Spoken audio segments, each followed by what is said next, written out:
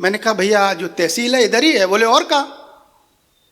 तो मुझे लगा मैं आगे पहुंचा तो एक और सड़क थी। मैंने वहां एक सज्जन से पूछा, मैंने कहा ये जो तहसील है इधर ही है? तो बोले या श्योर। मैं चक्कर में पड़ गया। मैंने कहा लेकिन भाई साहब एक बात बताओ, अभी जो आपसे पहले दो मिले थे वो और का बोल रहे थे जब मैंने पूछा? तो बोले अरे वो भाई साहब वो बिना पढ़े लिखे कुबड्डे टाइप के लोग होंगे। तो मैंने कहा आप पढ़े लिखे हैं? बोले और का?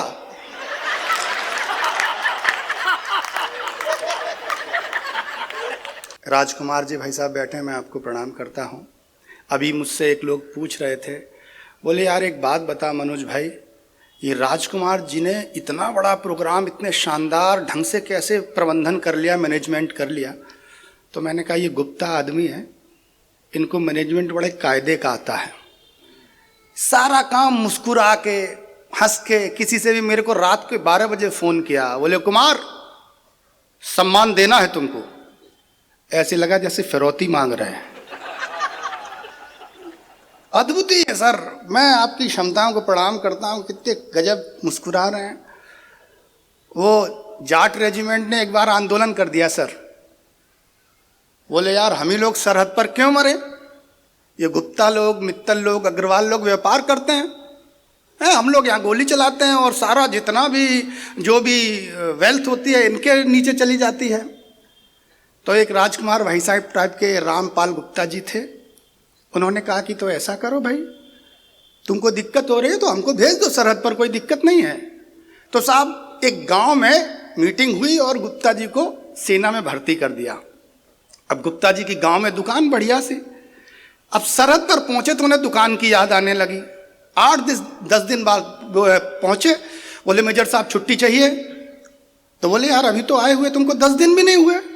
बोले नहीं साहब देखो हम अपना धंधा बंद नहीं कर सकते हैं, छुट्टी तो चाहिए। तो मेजर साहब ने गुस्से में कहा कि अच्छा ठीक है छुट्टी मिल जाएगी, एक काम करो पाकिस्तान का एक टैंक इधर लेके आओ, 1 दिन की छुट्टी पक्की। गुप्ता जी 3-4 दिन गायब रहे, 5वें दिन आए, टैंक किनारे खड़ा किया, बोले जय हिंद सर छुट्टी दीजिए। मेजर साहब टेंशन में, बोले यार मैंने तो ऐसे ही कह दिया था, तो सच में टैंक ले आया।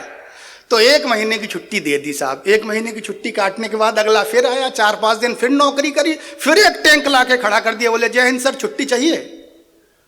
1 महीने की फिर छुट्टी। तीसरी बार जब टैंक आया तो मेजर साहब ने बुलाया, बोले इधर आओ गुप्ता जी, यार ये बताओ कि टैंक कहाँ से ले आते हो, जवाब सुनना। गुप्ता जी बोले देखिए सर मैनेजमेंट है, हम मैनेजमेंट करना जानते हैं। तो बोले बताओ तो उन्होंने बताया कि इसमें कोई ख़ास बात नहीं है, आदमी दिमाग से काम करता है, व्यापार करता है तो कर ही लेता है।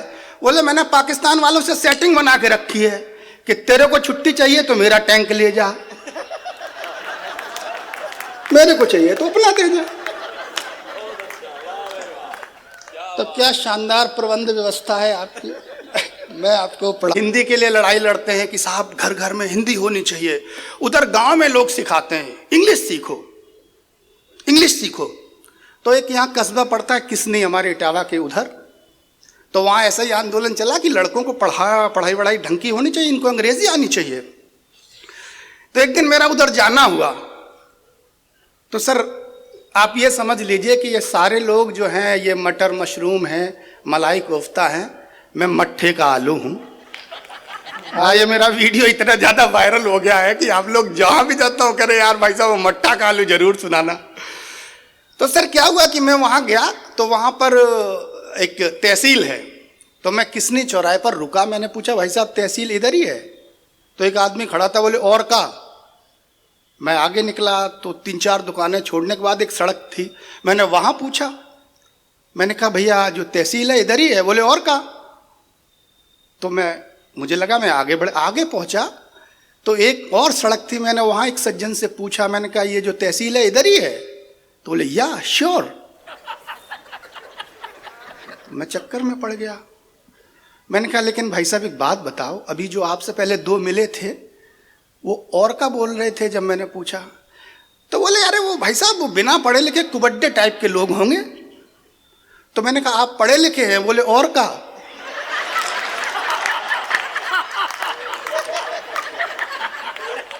तो हम जो है ना देसी लोग हैं, हम अपने ढंग से अपनी बात कह ही लेते हैं सर, तो टेंशन लेने का नहीं। मैं तो पिछले दिनों यहाँ सुमेर का किला है इटावा में, तो वहाँ पर एक गेस्ट आए, तो हमारे इटावा के सारे लोगों से कहा कि आप मिलने जाइए। तो हम लोगों की परंपरा है साहब कि हम कुछ मिठाई विठाई लेके जाते, तो यहाँ रिद्धि सिद्धि की दुकान है, तो बढ़िया काजू कतली पैक कराई। तो मैं जब वहाँ पहुँचा तो 25-30 लोग पहले ही से वहाँ बैठे थे और मिठाइयों के ढेर लगे थे वहाँ, सब काजू कतली के डिब्बे। मैं चक्कर में पड़ गया, मैंने कहा इतनी मिठाई देख के तो इनका टेंशन में आ जाएगा दिमाग। मैंने ड्राइवर को भेजा उदी के मोड़ पे, मैंने कहा ले 200 रुपये जा 1 किलो मानसिंह के मंगोड़े लेके आ, टेस्ट चेंज करना है। तो मैं टेस्ट चेंज कर रहा हूं सर, पुलिस वाले सुन रहे हैं और मैं ये सोच रहा हूं कि इतनी 4-5 घंटे इन्होंने सुना है, तो बदले में जनता को क्या मिलने वाला है। मैं सर आपको प्रणाम करता हूं। मैं जैसे ही आया था तो वहाँ बहुत सारे लोग खड़े थे, मैं जैसे ही आया तो बोले आपको सर मैं रोज़ सुनता हूँ यूट्यूब पर, फेसबुक पर, आप तो वही हैं जो मठा के आलू वाले कवि हैं। तो सर मैं आपको प्रणाम करता हूँ, सारे लोग बहुत अच्छे हैं।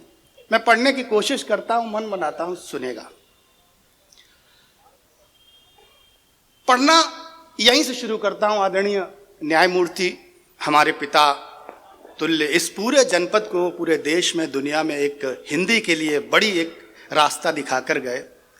पढ़ता हूँ, सुनेगा। मुझे आप सुनेंगे मन से तो बहुत अच्छा सुनाकर जाऊंगा। इतने बड़े लोग बैठे हैं, हमारे न्यायमूर्ति सर, जज साहब बैठे हैं, मुझे कोई टेंशन नहीं है सर। आप लोग तो मैं कुछ भी सुना दूंगा, सुन लेंगे, क्योंकि आप दिन भर वकीलों की ऐसी ऐसी बातें सुनते हैं। तो मैं जानता हूँ सर आप बहुत क्षमतावान लोग हैं, प्रणाम करता हूँ। सुनेगा अग्रवाल सर। पढ़ता हूँ कि धूप कितनी भी हो साया नहीं खोने देता। धूप कितनी भी हो, कितनी भी हो, कितनी भी हो, साया नहीं खोने देता। राह कैसी भी हो बेबस नहीं होने देता। बेचकर अपना लहू चाहे वो रोटी लाए, बाप औलाद को भूखा नहीं सोने देता। बाप औलाद को भूखा भूखा नहीं सोने देता। धूल में लिपटे हुए बच्चे को पढ़कर देख लेना। धूल में लिपटे हुए बच्चे को पढ़कर देख लेना, या कभी दादी की उंगली को पकड़कर देख लेना, और भी सुंदर लगेगा रूप शीशे में तुम्हारा। गांव की मिट्टी को चेहरे पर रगड़कर देख लेना। गांव की मिट्टी को। मैं 2016-17 में यूएस में था, वहाँ 9-10 शहरों में लगातार प्रोग्राम चल रहे थे। तो न्यूयॉर्क में मैं एक सज्जन के यहाँ रुका, पटना के थे, एक बहुत बड़े आदमी थे, उनके खुद के हेलीकॉप्टर और BMW, लिम्बोर्गिनी ऐसे उनके बाहर खड़ी थी। उनके 2 बेटे थे, तो उनकी एक ही चिंता थी। पटना के पति पत्नी दोनों डॉक्टर थे, बहुत पैसा धन अर्जित किया। फ्लोरिडा में उनका एक 150-200 बीघे में बहुत बड़ा 5 स्टार होटल था। तो वो शाम को मेरे से बोले कि मनोज भाई मेरे लड़के की शादी जो है किसी इंडिया की लड़की से कराओ। तो मैंने कहा क्यों? तो बोले कि नहीं आप करा ही दो। तो मैंने कहा अपने लड़कों से मिलवाओ। तो उनका लड़का आया, तो मैंने पूछा कि इनका नाम क्या है? तो बोले ये सनी है। तो मैंने सनी से बात की, मैंने कहा सनी कैसे हो? तो सनी ने मेरे मुंह की तरफ देखा, बोले no I don't know Hindi. तो मुझे ताज्जुब हुआ, कसम से मुझे ये लगा यार इतना आदमी जो हम लोगों को 10-10 लाख 8-8 लाख रुपए अमेरिका में बुला के दे रहा है, इसके खुद के बच्चे को हिंदी की एक पंक्ति भी नहीं आ रही। बोला कि इंडिया इज वेरी बैकवर्ड और ये वो। तो वहां से 4 पंक्तियां आपके इस बेटे ने हुई वहीं पर। मैं सुना के आया, शाम को कवि सम्मेलन था उसमें सुनाया। राजकुमार जी सुनना सर, पढ़ता हूं, सुनेगा। मैंने सुनाया कि कभी महफिल कभी तन्हाई का डर काटता है। कभी महफिल सहगल सर सुनेगा। कभी महफिल कभी तन्हाई का डर काटता है। डरे इंसान को परछाई का डर काटता है। डरे इंसान को परछाई का डर काटता है। तुम्हारे शहर में मां की नहीं सुनते हैं बेटे, हमारे गांव में भौजाई का डर काटता है। तुम्हारे शहर में मां की नहीं सुनते हैं बेटे, हमारे गांव में भौजाई का डर काटता है। हमारे गांव में भौजाई का डर काटता है। एक शेर और मैं पढ़ना चाहता हूं सर। बड़े लोग आप लोग बैठे हैं, मैं एक शेर पढ़ता हूं कि हमारे यहां एक कल्चर चली, प्रेम की एक परिभाषा चली, प्रेम करना तो क्षमा परवाने की तरह करना। एक बहुत अच्छी नई बात आपका बेटा ये बोल रहा है, प्रेम करना तो दीपक पतंगे की तरह करना। ओम सर सुनिएगा, क्षमा जलती है, पतंगा आता है, जलता है, मर जाता है। हमारी नौजवान पीढ़ी में जब घर वाले शादी के लिए राजी नहीं होते तो जाते हैं एक होटल में, जाकर वहां सुसाइड कर लेते हैं। अखबार वाले लिखते हैं प्रेम का अंत। दोस्त, प्रेम में मर गए तो काहे बात का प्यार?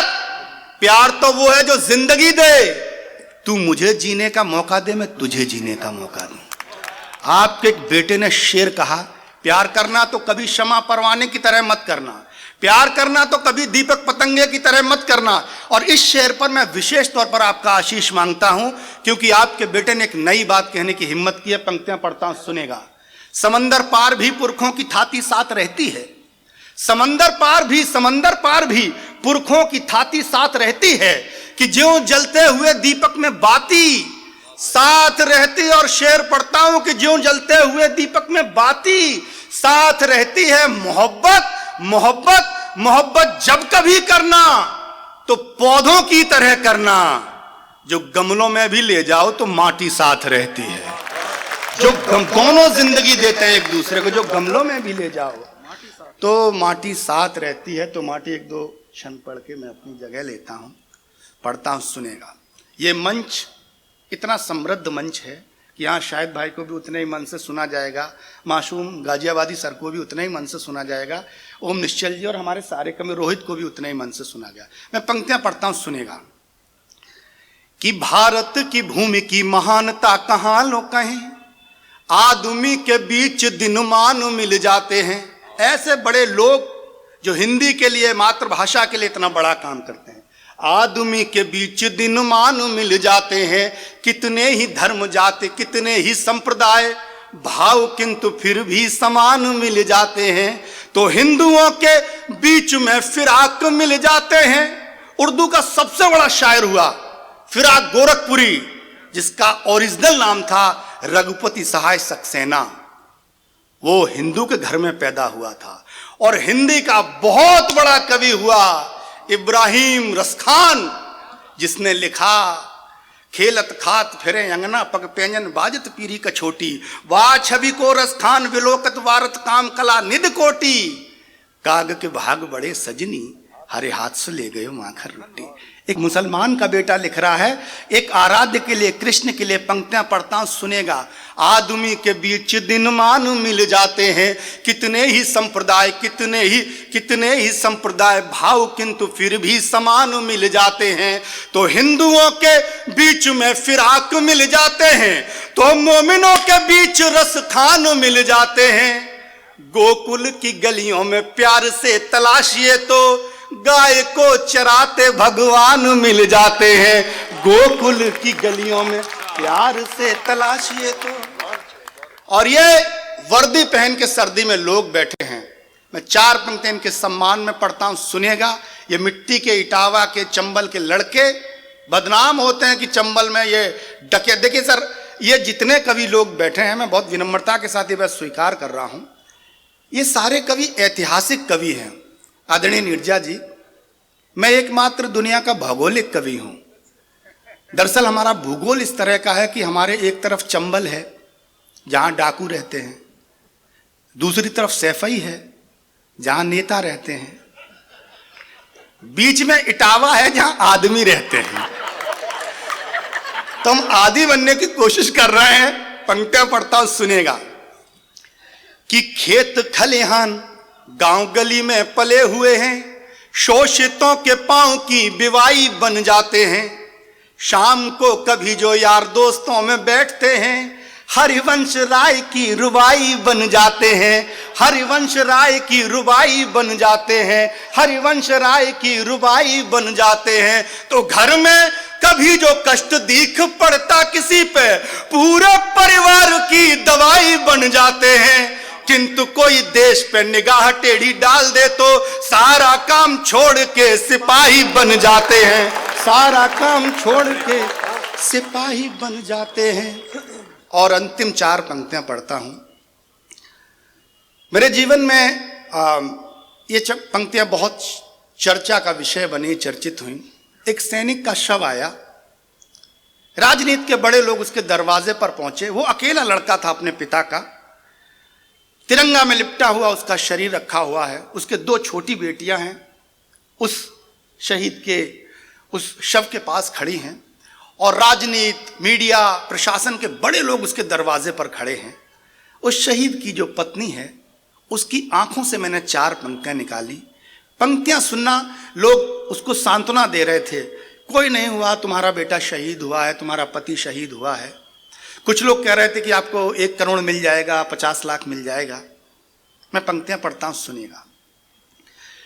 कि सो गया नसीब, मांग का गया सिंदूर, और नंगे नोने हालों की लंगोटियां चली गईं। क्या क्या चला गया उस एक व्यक्ति के साथ। नन्हे नोने हालों की लंगोटियां चली गईं, भाई की पढ़ाई गई, बाप की दवाई गई, दोनों छोटी बेटियों की चोटियां चली गईं, दोनों छोटी बेटियों की चोटियां चली गईं। तो कैसा विस्फोट था कि एक पल भी न लगा, पूरे ही शरीर की बोटियां चली गईं। आपके लिए तो एक आदमी गया हुजूर, किंतु मेरे घर की तो रोटियां चली गईं। किंतु बहुत बहुत धन्यवाद, बहुत बहुत शुक्रिया।